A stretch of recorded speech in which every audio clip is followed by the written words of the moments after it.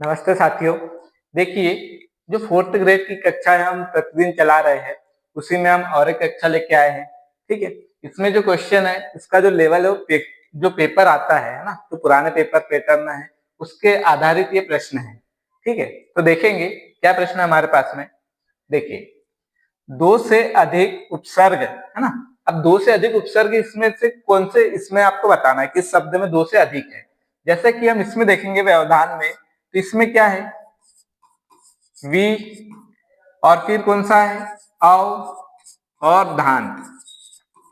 ठीक है, धान यहाँ पे क्या है, मूल शब्द है। तो यहाँ पे वी उपसर्ग है और अ उपसर्ग है, मतलब इसमें दो उपसर्ग है।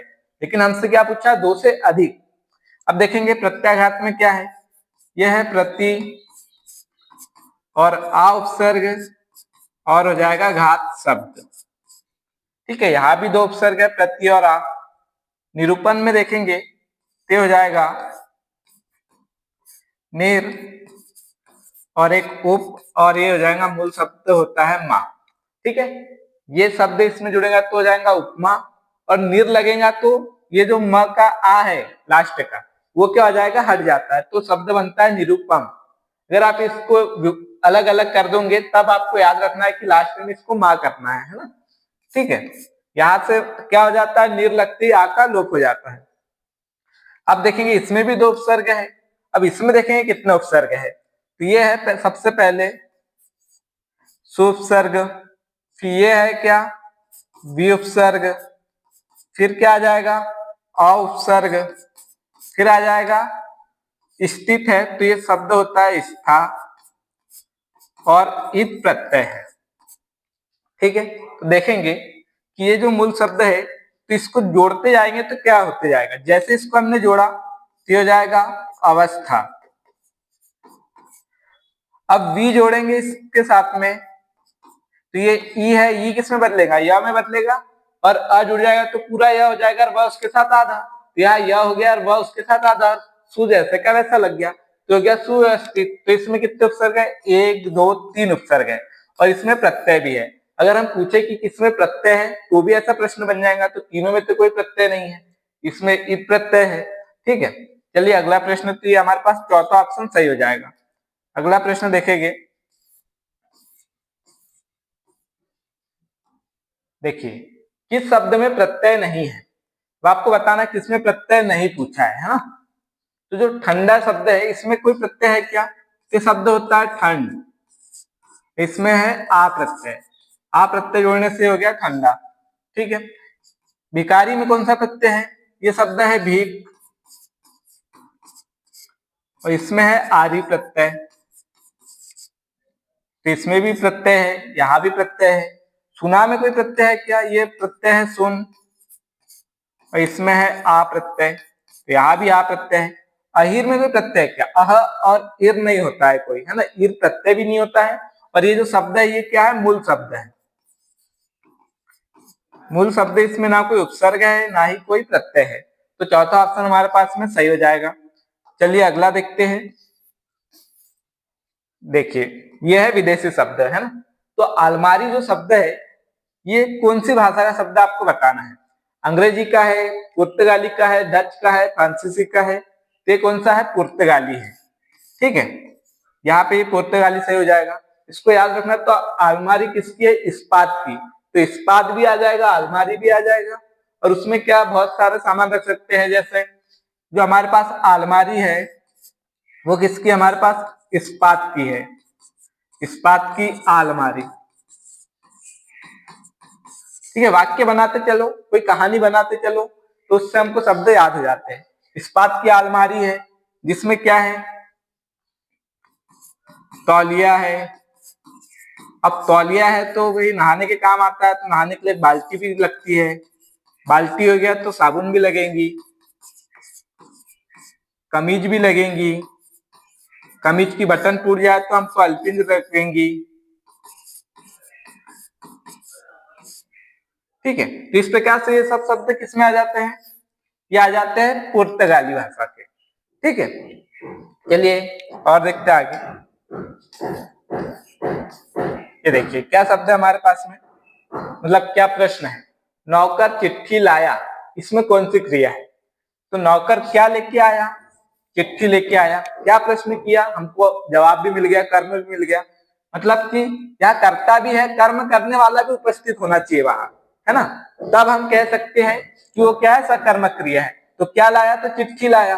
ठीक है, लाने का काम किसने किया? नौकर ने। तो करता हुआ कर्म हुआ, मतलब कर्म उपस्थित है तो हो जाएंगी सकर्मक। अकर्मक नहीं होंगी, पूर्वकालिक नहीं होंगी, प्रेरणार्थक भी नहीं होंगी। क्या हो जाएंगी? सकर्मक क्रिया हो जाएगी। तो पहला ऑप्शन सही हो जाएगा। चलिए अगला प्रश्न देखेंगे। चलिए बताइए, प्रश्नवाचक सर्वनाम नहीं है। अब आपसे क्या पूछा है कि प्रश्नवाचक सर्वनाम कौन सा नहीं है? कौन क्या है? हम पूछेंगे कौन आया है, मतलब हमने क्या किया? प्रश्न किया, मतलब ये क्या प्रश्नवाचक सर्वनाम है। कैसे हुआ भाई बताओ? प्रश्न किया तो ये कैसे भी क्या हो जाएगा? प्रश्नवाचक सर्वनाम होगा। ठीक है, अब तुम बोला तो कोई प्रश्न हुआ क्या? नहीं हुआ। तुम क्या है? यह है मध्यम पुरुष।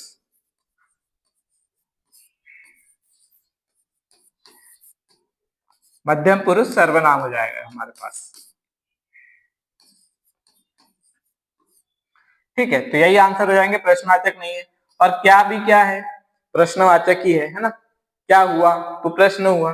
ठीक है, ये भी क्या हो जाएगा? प्रश्नवाचक सर्वनाम हो जाएगा। सिर्फ जो तुम है वो क्या है? मध्यम पुरुष सर्वनाम हो जाएगा। या फिर आप पुरुषवाचक सर्वनाम भी कह सकते हो, है ना? पुरुषवाचक में वो मध्यम पुरुष में आता है तुम, आप। चलिए अगला देखते हैं। देखिए, जातिवाचक संज्ञा नहीं है, वो आपको बताना कि जातिवाचक संज्ञा कौन सी नहीं है। गाय क्या है? पूरी जाति को, पूरे समूह को दर्शाती है, तो क्या हो जाएगा? जातिवाचक संज्ञा हो जाएगी। लकड़ी क्या है? ये भी दर्शाती है उसके समूह को, है ना? तो ये भी क्या हो जाएंगी? जातिवाचक संज्ञा हो जाएंगी। दूध क्या है? देखिए, जो दूध है वो क्या है? द्रववाचक होती है। और द्रववाचक किसका भेद है? जातिवाचक का है। मतलब कि ये भी क्या है? जातिवाचक संज्ञा है। ठीक है, सिलाई। अब सिलाई जो होती है ये क्या है? आप सिलाई नहीं देख सकते हो, है ना? कपड़ा देख सकते हो, उसमें धागा देख सकते हो, लेकिन सिलाई को सिर्फ आप महसूस कर सकते हो, है ना? ये भाव है, तो ये क्या हो जाएंगी? भाववाचक संज्ञा।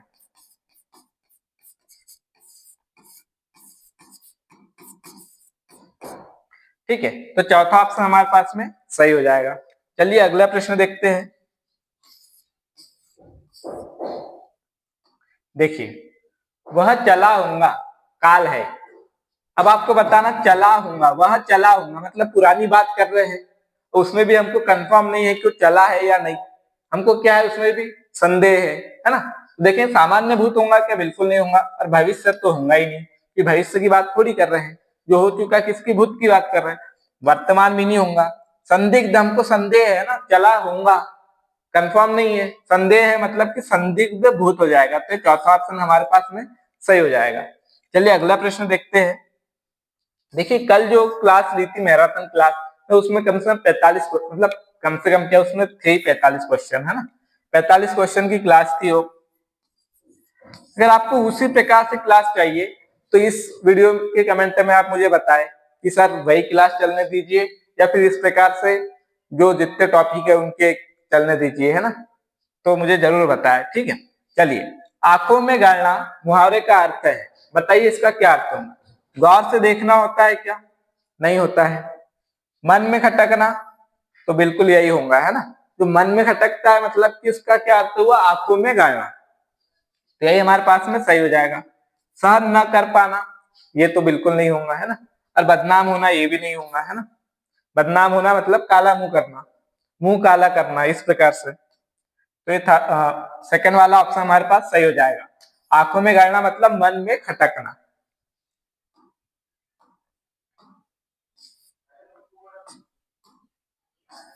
चलिए देखिए, पत्र वाला क्वेश्चन आ गया। आलेख का दूसरा नाम क्या है? मतलब आलेखन का, है ना? आलेखन का दूसरा नाम क्या है? उसको क्या कहते हैं? क्या उसको टिप्पणी कहते हैं, या टिप्पण कहते हैं, या फिर प्रारूपण कहते हैं, या फिर सभी हो जाएगा? तो देखिए, जो आलेखन होता है उसको तीनों ही नामों से जाना जाता है ना? क्या हमारे पास में जो आंसर हो जाएगा वो हो जाएगा चौथा, सभी। टिप्पणी भी कहते हैं, टिप्पण भी कहते हैं, प्रारूपण भी कहते हैं। ठीक है, चलिए देखिए शुद्ध वर्तनी है। अब आपको शुद्ध वर्तनी वाला शब्द बताना है। वैसे तो हमको ये अलग से अलग अलग 4 अलग शब्द देते तो हम इसी को आसानी से पहचान लेते। अब एक ही शब्द 4 रूप में दे दिया तो फिर क्या होता है, बहुत डाउट हो जाता है कि कौन सा होगा, है ना। तो जो सुशोभित लिखा है ये बिल्कुल सही है ना। इसमें क्या है, याला सा आता है पहले, फिर तालु सा आता है, दंत, फिर तालु, और फिर ये जो होती है छोटी है ना, छोटी लगती है। बाकी इसमें क्या गलती है, बड़ी की गलती है, तो ये गलत हो जाएगा। यहाँ पे क्या हुआ है, स का अदल बदल हो गया, ठीक है, और यहाँ क्या हुआ, इसमें बड़ी ऊ लग गया, तो यहाँ पे ये गलती हो गई। तो तीनों में गलतियां मिल गई, हमारे पास जो पहला है वो बिल्कुल सही है। चलिए अगला प्रश्न देखेंगे। देखिए बहुत कम समय में आपको अधिक क्वेश्चन करवा देता हूं मैं, है ना। कम से कम 20 मिनट की क्लास होती है, उसमें आपको मैं 20 क्वेश्चन करवा देता हूँ, ठीक, और वो भी पूरा समझा के। तो चलिए क्या है, मेधावी का पर्यायवाची है। अब मेधावी का पर्यायवाची क्या होता है, अब आपने सुना होगा मेधावी जो छात्रवृत्ति होती है ना, तो किसको मिलती है, जो प्रतिभाशाली व्यक्ति होता है ना उसको मिलती है। निष्ठावान को मिलेगी क्या, नहीं, है ना। तो निष्ठावान होगा क्या, नहीं होगा। अनुभवी व्यक्ति बिल्कुल नहीं होगा। विचारशील नहीं। प्रतिभाशाली, है ना, प्रतिभाशाली जो होगा उसका हो जाएगा मेधावी, ठीक है। अनुभवी नहीं हो सकता, क्यों, क्योंकि अनुभवी मतलब कि जिसको बार बार अनुभव हो वो होता है। अब प्रतिभाशाली वो होता है जिसमें बहुत ज्यादा प्रतिभा हो, ठीक है, तो उसका मेधावी का क्या हो जाएगा, प्रतिभाशाली। चलिए अगला प्रश्न हम देखेंगे। कौन सा वाक्य शुद्ध है। अब आपको बताना है कि इसमें कौन सा वाक्य शुद्ध है। तो युद्ध लड़ा जा रहा है। अब युद्ध का अर्थ ही क्या होता है, लड़ना होता है, तो दोनों कहां से आएंगे, है ना। युद्ध किया जा रहा है, वो कोई खेल नहीं है, कोई क्रिया नहीं है जिसको करना पड़े, ठीक है, तो ये भी वाक्य नहीं होगा, है ना। युद्ध हो रहा है, तो ये बिल्कुल थर्ड वाक्य सही हो जाएगा, है ना। ये क्या हो जाएगा हमारे पास में, युद्ध मचाया जा रहा है, ये वाक्य भी गलत होगा, ठीक है। तो जो तीसरा वाला वाक्य है युद्ध हो रहा है वो सही हो जाएगा। देखिए कितना सिंपल सा प्रश्न है ना, लेकिन जो ऑप्शन देती है उससे कठिन हो गया, तो इसलिए इस प्रकार से के भी प्रश्न आते हैं। चलिए, जिसे जाना न जा सके उसके लिए आपको एक शब्द बताना है, जो उचित शब्द होगा क्या होगा। ये क्या है, वाक्यांश वाला प्रश्न है। अजानत, तो ये शब्द बनाया गया है, तो शब्द ही नहीं होगा, ठीक है। अगम्य का क्या अर्थ होगा, जहां जाना कठिन हो, है ना, उसको कहेंगे अगम्य। अज्ञेय मतलब, ये मतलब जानना होता है, और जिसे जाना न जा सके, अलग के अज्ञेय हो गया, यही हो जाएगा हमारे पास सही। जिसे जाना न जा सके उसे क्या कहेंगे, अज्ञेय। अशक्त, जो शक्ति से हीन हो, जिसके पास शक्ति ना हो, ठीक है, शक्त मतलब होता है शक्ति, और अलग के उसका विलोम बन गया अशक्त, ठीक है। चलिए देखिए, प्रतिबिंब, है ना, क्या है, प्रतिबिंबित का विशेष्य होगा।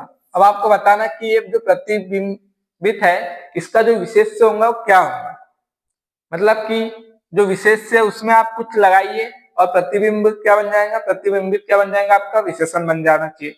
देखिए बिंबित होगा क्या, इसमें तो ईट लगा है, अरे प्र है ही नहीं, तो ये तो होगा ही। प्रतिबिंब, इसमें आप ईट लगा दीजिए, और ईट लगा के क्या करते हैं, विशेषण बना देते हैं, तो बिल्कुल बन जा रहा है। इससे ईट लगाया तो क्या हो जाएगा, प्रतिबिंबित। ये विशेष हो गया और ये विशेषण हो गया, तो यही सेकंड ऑप्शन हमारे पास में सही हो जाएगा। प्रत्येक बिंब नहीं होगा और बिंब भी नहीं होगा, ये तीनों ऑप्शन नहीं होंगे, ठीक है। तो आप इस प्रकार से भी देख सकते हो। इसमें आप कोई भी प्रत्यय जोड़िए और उसका क्या बनाइए, विशेषण बनाइए, जिससे आप प्रतिबिंबित बन जाएगा, वही आंसर हो जाएगा, ठीक है।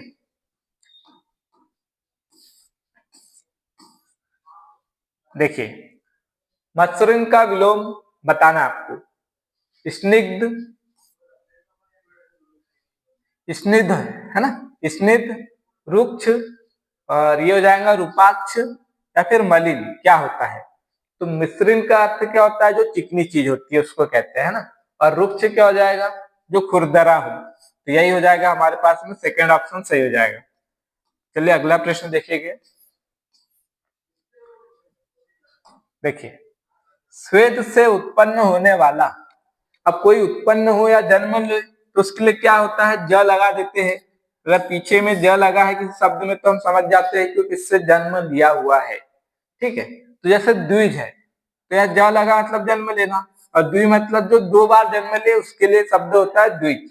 द्विज शब्द दो बार कौन कौन जन्म लेते, तो ब्राह्मण को भी कहते हैं, चंद्रमा को कहते हैं, ठीक है, बकरे को भी कहा जाता है द्विज, ऐसे और दांत को भी कहते हैं। ठीक है, अंडज क्या हो जाएगा, जो अंडे से जन्म ले, है ना, जो अंडे से जन्म ले उसको अंडज कहते हैं।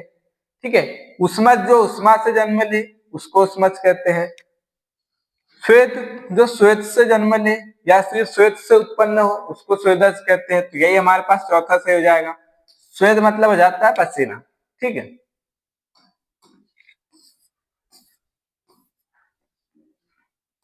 देखिए क्या प्रश्न है, तत्सम शब्द है। अब आपको तत्सम बताना, चारों में से तत्सम कौन सा है। ट्रिक से पहचानना बहुत मुश्किल हो जाएगा इसमें। देखिए, इसका अर्थ हमको समझना होगा।